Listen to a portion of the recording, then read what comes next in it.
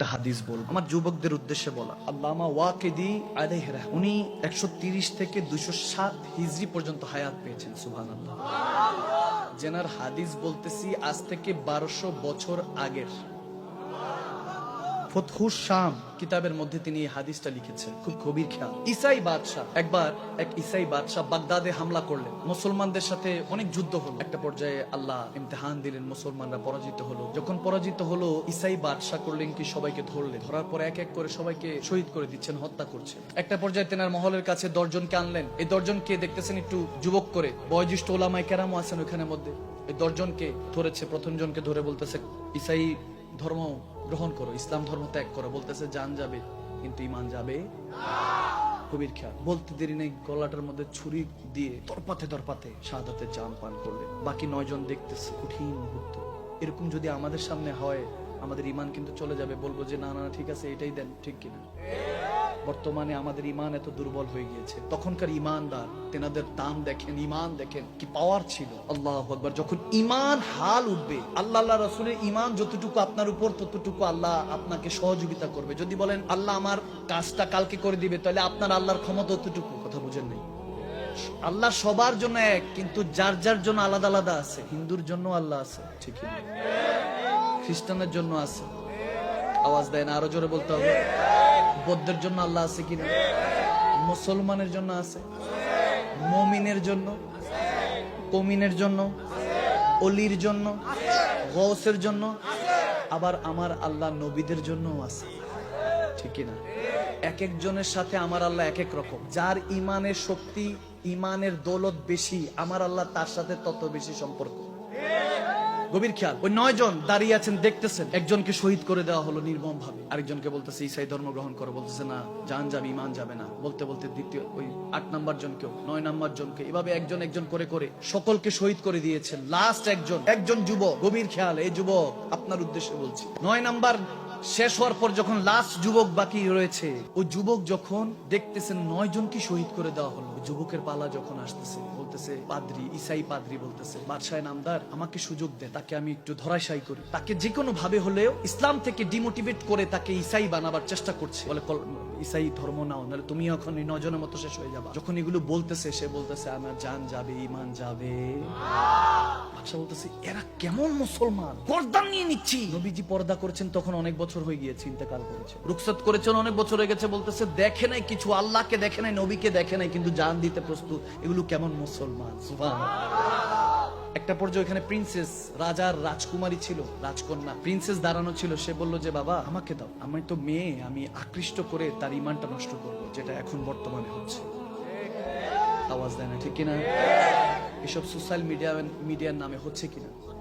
এখন এই জামানায় অশ্লীলতা এরকম বেশি, এইরকম বেড়েছে। শালীনতা এমন পর্যায়ে, মনে হয় যেন কোথাও এক গ্রাম ছিল যেখানে একটা শালীনতা নামের কোনো এক যুবক যুবতী ছিল। এমন ভাবে হারিয়েছে ওই গ্রামের ওই শালীনতা নামের ওই যুবক যুবতীকে এখন আর এই শহরের অশ্লীলের মধ্যে খুঁজে পাওয়া যায় এমন ভাবে হারিয়েছে আমাদের কাছ থেকে। মুসলমান আপনাদের উদ্দেশ্যে বলছি, আল্লাহু আকবার। ওই যুবক বলতেছে না না। যখন ওই রাজকুমারী বলতেছে বাবা আমি ট্রাই করি, আমি দেখি, খাস কামরায় নিয়ে গেল। খাস কামরায় গিয়ে সে যখন উলঙ্গ হওয়া শুরু করলো, তখন ওই দেখে ওই যুবক নিচের দিকে তাকিয়ে আছে। তখন ওই যুবককে ওই রাজকুমারী বলতেছে কি ব্যাপার, আমি তোমার সামনে একটা উলঙ্গ মেয়ে দাঁড়িয়ে আছি, আমি আমার সৌন্দর্য প্রদর্শন করছি, তুমি চাইলে এখন তুমি আর আমি ছাড়া কেউ নেই, তারপর তুমি আমাকে দেখছো না, এটা কেমন ঈমান? তখন ওই যুবক বলতেছে যদি সেই রসুলকে একবার দেখতা,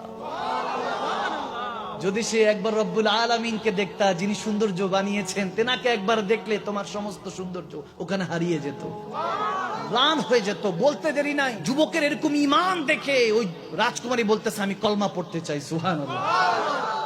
হাদিসের মধ্যে ইমাম বলতেছেন যে একটা পর্যায়ে বলতেছে এখন আমি তো মুসলমান হয়ে গেলে বাবা তো তোমারও জান নিবে, আমারও জান নিবে, কি করা যায়? বলতেছে প্রাসাদের মধ্যে একটা গুপ্ত রাস্তা আছে, যেটা দিয়ে যদি এই প্রাসাদে হামলা হয় রাজা যাতে পালাতে পারে, এরকম একটা গুহা আছে, সুড়ঙ্গ আছে, এই গুপ্ত রাস্তা দিয়ে চলো পালিয়ে যাই। দুজন পালানো শুরু করলো। চিন্তা করলে এটা শেষ গন্তব্য কি জানে না, পালাতে পালাতে দেখা গেল যে ঝোপঝাড় আসছে। বের হয়ে তারপর যখন সামনে আসলো, ওই প্রাসাদ থেকে বের হয়ে অনেক দূর আসলো, ভাবলো যে পিছনে কোনো প্রজারা আক্রমণ করছে কিনা, তাদেরকে খোঁজাখুঁজি করতেছি কিনা। একটা পর্যায়ে ওই সামনে যখন বের হলো, বের হওয়ার পরে দেখতেছে কারা জানি আসতেছে অন্ধকার থেকে। তারা ভয়ে আতঙ্কে, ওই যুবক যুবতী, রাজকুমারী আর ওই যুবকটা ইমানদার ওই মুসলমানটা দুজন ঘাবড়ে গেল যে কি জানি এখন হয়। দেখতেছে, বলে তোমার ওই যারা 9 জনকে শহীদ করে দেওয়া হয়েছে তারা তো মরে গিয়েছে, তোমার ইসলাম তো বলে যে কখনো শহীদরা জিন্দা হতে পারে না, ওলি আল্লাহরা মারা গেলে কখনো আর আসতে পারে না, সহযোগিতা করতে পারে না, কিন্তু কোরআন তো বলতেছে আলা ইন্না আউলিয়াল্লাহি লা খাউফুন আলাইহিম ওয়ালা হুম ইয়াহজানুন। ওলি আল্লাহদের কখনো ভয় নেই, শহীদ নবীদের কোনো ভয় নেই, কারণ তেনাদের সাথে আল্লাহ থাকে, রাসূলুল্লাহ থাকে। বলতেছে আর পার হচ্ছে, যখন গুহা ক্রস করে সামনে অগ্রসর হলো, দেখতেছে কারা জানি আসতেছে, ভয় কাঁপতে লাগলো। একটা পর্যায়ে ওই যুবক যুবতী দেখে তাণ্ডব হয়ে গেল, অবাক হয়ে গেল। দেখো ওই 9 জন শহীদ তাদের সামনে দাঁড়িয়ে আছে।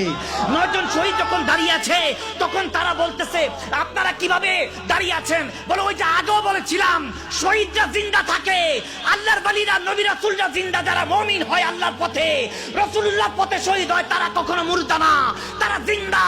আরে যখন এরকম বলতেছে, তারা তখন পথ প্রদর্শন করিয়েছে, বলে এদিক দিয়ে যাও না, এদিক দিয়ে গেলে প্রাসাদ হবে, এদিক দিয়ে যাও তাহলে মুসলমানদের একটা গোত্র আছে, কাফের আছে, তাদের সাথে দেখাতে পারবে, দেখা করতে পারবে, তাদেরকে রাস্তা করে দিল। হাদিসে এসেছে তারপরে ওই 9 জন শহীদরা তারা একটা পর্যায়ে অদৃশ্য হয়ে গেল দূরে গিয়ে। আরে এটা তো বান্দাদের শান বলতেছি, এটা তো বান্দাদের শান বলতেছি। আর তুমি বলো আমার নবী 8-10টা মুর্দা মানুষের মতো মদিনাতুল মুনাওয়ারায় পড়ে আছে, নাউজুবিল্লাহ। উম্মতের কোনো খোঁজ খবর নাই, অথচ হাদিসে এসেছে উম্মত যা যা করে সমস্ত কিছু আমার নবীর কাছে পেশ হয়। বান্দা তুমি বুঝলা না আমার নবীর শান।